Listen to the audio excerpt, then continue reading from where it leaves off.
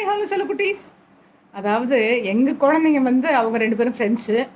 அவங்களோட அம்மாக்கள்னால நாங்கள் அவங்க 2 பேரும் ஃபேமிலி ஃப்ரெண்ட்ஸு. எனக்காக என்னெல்லாம் சாப்பிட கொண்டு வந்திருக்காங்க தெரியுமா? சாப்பாடு பார்த்துட்டா அப்புறம் அவ்வளோதான். மீனுக்குட்டிக்கு வந்து அதோட டேஸ்ட்டு வந்து அப்படியே இமிடியேட் டேஸ்ட் பார்த்துடணும்.